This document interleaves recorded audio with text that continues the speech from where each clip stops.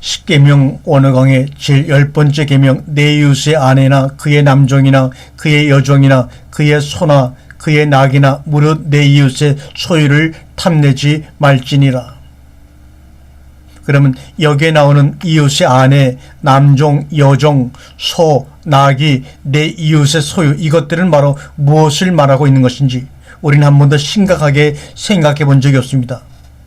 집안에 있는 내 이웃의 소유는 무엇을 일컫는 것인가? 집안, 즉 성전에는 떡상, 촛대, 번개 등이 있습니다. 나귀는 예수가 예루살렘 입성하실 때 있었던 것입니다. 생축으로 드려졌던 것이 소 아닙니까?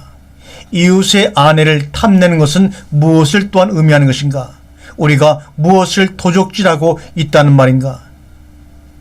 11조와 헌물을 도적질한다. 아내는 헌물의 일종입니다. 아내란 씨앗이 뿌려져 자라고 성장하는 자궁을 갖고 있는 존재이기도 합니다.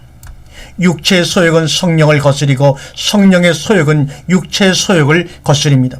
거기 갈라디아에서도 말하는 성령의 열매들을 누가 갈취하는가? 그것은 애초에 이웃의 것입니다. 그 소유를 누가 탈취하는가? 그것을 탐내어다가 폼잡는 경우를 보시기 바랍니다. 수많은 간증을 들어보세요.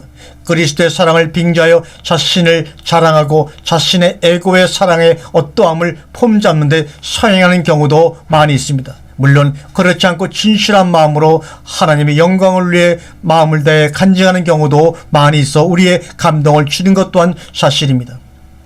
그리스도를 증거한답시고 떠들어대지만 자신을 증거하는데 그리스도의 사랑을 끌어다 씁니다. 대개 간증을 들으면 그리스도를 간증하는 것이 아니라 자신의 신앙을 증거합니다. 물론 그리스도를 자랑한다는 아름다운 이름으로 말입니다. 따라서 그것은 성령의 열매가 아닙니다. 육체의 열매일 따름입니다. 탐욕이 맺히고 있는 것입니다. 그러므로 이웃의 소유를 탐내지 말라는 말씀과 나 외에 다른 신을 섬기지 말라는 말씀은 동일한 말씀입니다. 이웃의 것을 도적질하다가 자신의 배를 섬기는 데 써먹었으니 이웃을 탐내지 말라는 것과 무엇이 다르다는 말입니까? 여러분과 자신의 눈들을 한번 보시기 바랍니다. 그대의 눈은 항상 객관성을 잊어버리고 맙니다. 영성을 잊어버리고 신성을 상실한 그대의 눈은 오로지 그대의 소욕을 충족시키는 데만 충실한 종입니다.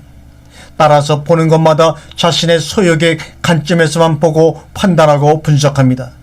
그래서 그대의 눈을 빼어버려야 할 이유가 거기에 있습니다. 그대의 눈이 그들을 실족해 하고 있으니 차라리 빼어 버리는 것이 낫지 아니한가 주님이 얘기하고 있습니다. 본래 그는 그대 안에 있는 그 거짓된 그들을 위해서 봉사를 하고 있는 것이 아니죠. 탐욕의 본능을 충족시키는데 사용하라고 하는 것은 더구나 결코 아닙니다. 성전 안에 7째 때가 있었습니다. 그대 탐욕의 눈을 빼어버리고 마음의 눈을 밝히시기 바랍니다. 성전의 7금초대가 빛나는 것처럼 그 탐욕의 눈을 빼어버리고 마음의 눈을 밝히시기를 바랍니다. 2개의 눈을 갖고는 결코 천국에 들어갈 수가 없으니 외는 마귀가 되시라. 육체의 소욕의 눈은 빼어버리고 마음의 눈을 따라가 거기에 하나님을 볼 수가 있다는 말입니다.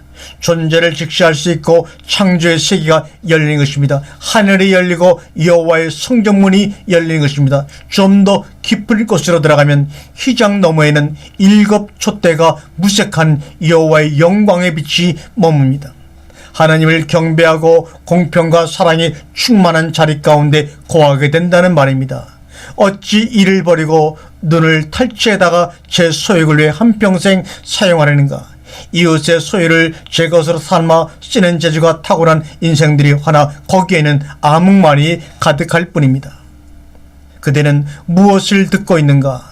그대의 귀는 본래 누구의 것이었다는 말인가? 지금 그대의 귀의 용도는 무엇을 위해 사용되고 있는가? 듣는 귀가 그들을 실족하게 한다면 차라리 귀멍어리가 되어라. 듣는다 하나 듣지 못하고 지옥에 떨어지는 것보다는 차라리 듣지 못하고 천국에 있는 것이 낫지 아니한가? 여전히 그대가 듣고 싶은 것만 듣는 그대에게는 그대의 충실한 충복입니다. 누구의 말도 듣지 아니하고 제 듣고 싶은 것만 잘도 골라서 듣는 그대에게는 참으로 신통하기도 합니다. 어찌 거룩을 선포해도 그렇게 금수와 버러지의 형상으로 잘도 바꾸시는가? 육체를 따라 한원한 능력은 하나님도 감당할 수 없는 자동 번역기이며 자동 변속기가 되어버리고 말았습니다. 이웃의 소유를 탐하지 말아라. 그대의 명석한 지능은 무엇을 위해 그렇게 분주하신가? 방가낫을 쉬지 않고 가동시키는 그대의 지성의 공장을 이제는 차라리 멈추시라 이 말입니다. 그대의 소욕을 충족시키기 위해 얼마나 많은 가슴들을 멍들게 쓰며 짓밟는 데 사용되었는가? 그대의 명숙함은, 그대의 자긍심, 그대의 깨달음은, 그대의 고달픔, 차라리 공장을 멈춰라 이 말입니다. 이제라도 그대의 충성스러운 종들을 다 해방시키기 바랍니다. 그것은 본래 그대의 종이 아닙니다. 그대 이웃의 종, 그대 이웃의 소유, 그대의 거짓이 탈취한 것일 뿐입니다. 생명을 나타내고 실어나르는 그 이웃의 것이어야 하는데 그것을 탈취하다가 자신의 욕심을 성취하는 데 써먹고 말았습니다. 오른손도 본래 그대의 것이 아닙니다. 성경에서 오른손이 옳다는 손을 일컬었습니다. 옳고 그름이 자신의 가치 기준을 통해 말해지는 순간 심판과 판단이 되어버리고 자신은 북극성 높은 보좌 위에 앉아있게 됩니다. 그런 것은 우리의 것이 아닙니다. 이웃의 것입니다. 이웃의 것을 제발 더 이상 탈취하지 마시기 바랍니다. 하나님의 섬과 인생들의 것은 결코 동일하지 아니합니다. 제 기준으로 선하신 성세님이하고 예수를 호칭하면 참으로 곤란합니다. 예수는 말씀하십니다. 누가 나를 선하다고 하느냐? 선하신 분은 오직 한 분뿐이시니 하나님이시라고 말씀하고 있습니다.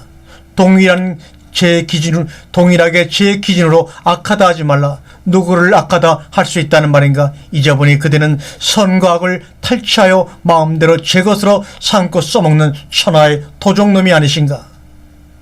만물은 누구의 것인가? 그렇다. 그의 것이다. 예수의 것이다. 하나님의 것이다. 참된 이웃인 그분의 것이다. 그의 것을, 이웃의 소욕을 탐내서 제 것으로 삼아 자신의 영달과 소욕을 위해 써먹는 것이 바로 어두운 가운데 인생들입니다. 육체의 소욕은 현저합니다. 음행과 더러운 것과 호색과 우상 숭배와 원수를 맺는 것과 분쟁과 시기와 분냉과 당짓는 것과 불리함과 이단과 투기와 술 취함과 방탕함과 또 그와 같은 것들이라고 말씀하고 있습니다.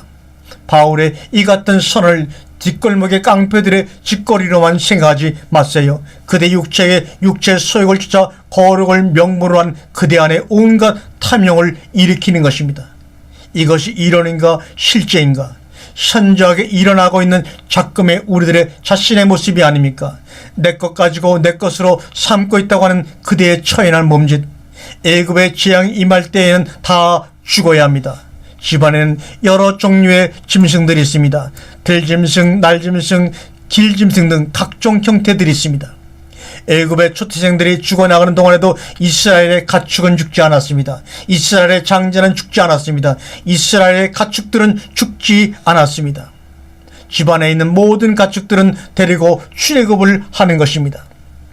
그대 안에는 도대체 무슨 가축이 기거하고 있습니까? 이스라엘 집의 가축이 꿈틀거리고 있는가? 애굽의 가축들이 뛰놀고 있는가? 우리들에게는 오감이 있습니다. 독수리와 같이 날개를 치고 창공을 오르는 번뜩이는 지혜의 셈이 있고 떨어지는 낙엽을 보며 전 인생을 노래하는 뜨거운 감성도 우리 마음속에는 존재하고 있습니다. 무수히 많은 정보와 진료들을 한 묶음으로 묶기도 하고 분류하기도 하는 이성적인 능력도 우리에게는 있습니다. 이 같은 수많은 내적 요소들을 옛사람들은 어떻게 나타낼 수가 있었는가 하는 그 말입니다. 언어가 오늘날처럼 분화되고 발달되기 전이었으니 당연히 동식물과 자연을 동원해서 표현할 수밖에 없었을 터, 오늘날의 보편적인 심리학적 용어를 사용하기 전이었으니 만물을 상징으로 동원할 수밖에 없었을 것입니다. 하여 이스라엘 집의 가축은 인생의 수많은 내적인 요소를 일컬을 때 사용되는 말이었습니다. 이 요소들은 인생들의 이기적인 탐욕을 위해 종으로 부림을 받을 수도 있고 생명의 꽃을 피워내는 이웃의 소유로 제 역할을 온전히 감당할 수도 있었습니다. 우리 안에 있는 수많은 각각의 요소들, 그것들의 영영이 거하고 싶어하는 시인들의 노래가 무엇인가? 프레시온과 하나가 되는 것입니다. 이웃의 집에 있는 것들과 하나가 되고자 하는 것이 순례자들의 한결같은 소망이요. 예수는 구름을 타고 오신다. 그가 제자들의 곁을 떠나는 장면을 보시기 바랍니다. 구름이 저를 가리어 보이지 않게 하더라고 사도행 1장 9절에 말씀하고 있습니다. 세상스러운 이야기겠는가마는 오늘날은 허다한 증인들의 가리어서 그리스도를 보지 못하는 때가 되었습니다. 변화산에서 제자들에게 구름 속에서 들려오는 음성이 있었습니다. 이는 내 사랑한 아들이요 내 기뻐하는 자는 말씀이 있었습니다. 모세도 보이지 않고 엘리야도 보이지 않았습니다. 다만 거기는 예수님만이 계셨습니다. 그런데 그 예수 그리스도는 지금 어디에 계시는가 말입니다. 그 예수 그리스도는 지금 어디에 계시는가 말입니다. 베이트 안에 거하는 분, 집 안에 거하는 분, 이는 내 사랑한 아들이요 내 기뻐하는 자다. 모세와 엘리야의 증거 때문에 예수를 보지 못한 데서야 말이 되느냐 이 말입니다. 그들 구름같이 허다한 증인들은 예수 그리스도를 증거하고자 하는데 히브리서 기자의 말처럼 결국 아들에 관한 이야기인데 역설적이게도 사람들은 아들을 보지 못하고 맙니다. 증언하는 증인들만 봅니다. 설교하는 설교자만 봅니다. 달을 가리키는 손가락만 보고 달은 보지 않는 꼴이 되고 말았습니다. 아니, 손가락 때문에 달이 보이질 않습니다. 아들은 그대 안에 거하십니다. 그대 자신의 내면을 찬찬히 살펴보시길 바랍니다. 집에 거하시는 분은 기름 부음으로 오신 그대 안에 계신 예수 그리스도입니다. 그가 그대를 가르치실 것입니다. 그가 그대를 생각나게 할 것입니다. 더 이상 성생이 필요 없게 할 것입니다. 인생들, 특히 종교인들은 고랭 같은 증인들의 말을 들을 때 허다한 증인들의 증거를 자신들의 변증 자료로 채택하여 자신들의 우월성과 깨달음의 합리성을 증거하려고만 합니다. 사탄은 다른 것이 아니요 그 그리스도를 빙자하여 자신의 아름다움을 나타내려는 모든 음모가 바로 사탄입니다. 예수를 담아내는 것, 실어나르는 것이 말이며 자그마한 나귀입니다. 소와 양 떼는 무엇인가? 하나님이 우리에게 유업으로 주시는 것은 무엇인가? 양떼와 소떼, 나귀떼를 우리가 물려왔습니다. 유목민이었던 히브리인들은 이 가축들을 먹거리로 삼기도 하고 소를 가지고 제사를 드리는 사랑의 도구로 삼기도 하며 이 같은 것들을 하나님께 헌물로 드리라는 것입니다.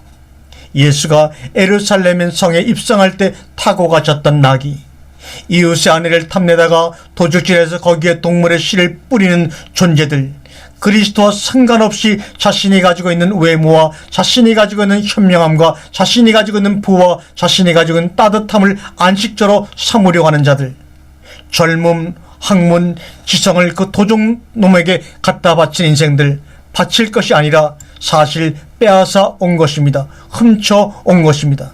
잠언은 이스라엘의 지혜 학문의 꽃입니다. 격언이며 속담이 아닙니까? 다투는 여인과 함께 사는 것보다 움막에서 혼자 사는 것이 낫다고 잠언서는 증거하고 있습니다. 하나님의 시를 받아야 할 여자와 다투는 삶의 모습이란 영과 육의 끊임없이 주도권 다툼을 하는 양상과 동일하는 것입니다. 육은 하늘의 영신 생명의 씨를 받아 발화시키고 꼭 피워야 할 토양이요 아내이며 자궁입니다. 이스라엘의 속담은 단순히 일상적인 삶의 지혜를 가르치는 것 이상입니다. 소가 없으면 구유인은 깨끗하리니와 소의 심으로 얻는 것이 많다고 잠언서 14장 4절에는 말씀하고 있습니다. 소가 없으면 물론 구유인은 깨끗합니다. 소가 구유해서 밥을 먹으면 주변은 어지럽게 마릅니다. 외양간에 소가 있으면 구유는 지저분해지더라도 소는 많은 유익을 우리에게 줍니다. 일하는 소가 있으면 구이는 지저분해지더라도 소는 많은 유익을 준다는 말입니다. 일하는 소에게 망태를 씌우지 말라는 말씀도 있지 않습니까? 소는 일하는 자이며 결국 생축으로 들여지는 자입니다. 주변이 어지럽다고 소를 없애는 것은 어리석은 짓입니다.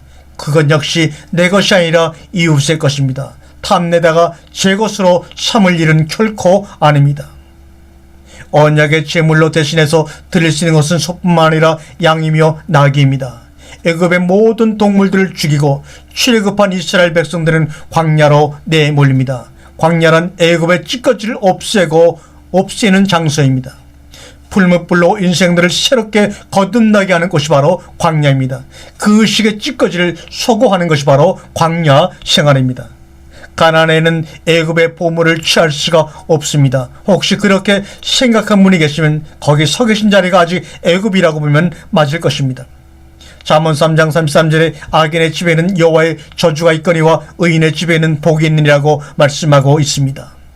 여호와는 교만한 자의 집을 허시며 과부의 지게를 정하시니라고 잠언 15장 25절에 말씀하고 있습니다. 성경은 언약의 책입니다. 여호와께서 손수 기록해 전해주신 모세 언약, 처음 언약은 결코 옛 언약이 아닙니다. 옛 언약과 새 언약은 동일한 언약입니다. 어두움 가운데 있는 인생들이 다만 옛 언약이라고 새 언약이라고 구분할 따름입니다. 이 구분이 없어지는 때가 도래하고 맙니다. 하나님의 언약으로 하나로 보일 때가 도래합니다. 새 언약의 성취되는 것, 마음의 법이 성취되는 때입니다. 돌비에 있던 말씀이 어느덧 신비에 새겨지고 아비의 마음과 자녀의 마음이 하나로 이루어지는 때에는 옛 언약과 새 언약의 구분이 완전히 없어지고 마는 것입니다. 시편 84편 4절에 주의 집에 거하는 자는 복이 있나이다. 저희가 항상 주를 찬송하리라고 말씀하고 있습니다. 고린도전서 3장 9절에 너희는 하나님 밭이요 하나님의 집이라고 말씀하고 있습니다. 3세도 제접을 얻고 제비도 보금자리를 얻었다는데 우리는 어디를 보금자리로 삼고 있는가? 당신의 집을 탈취당하시고 예루살렘을 바라며 눈물 주시며 탄식하시던 예수님의 모습, 여우도 고리 있고 공중에 나는 새들도 깃들 곳이 있으나 인자는 머리 둘 곳이 없다고 빼앗긴 성전을 바라보며 우시던 우리 예수님의 모습은 왜 이웃의 집을 탐하지 말라는 말씀이 십계명에 있는지를 알게 해줄 뿐만 아니라 오늘 겉에 찌들려 있는 우리의 현실을 바라보며 가슴을 저미게 합니다.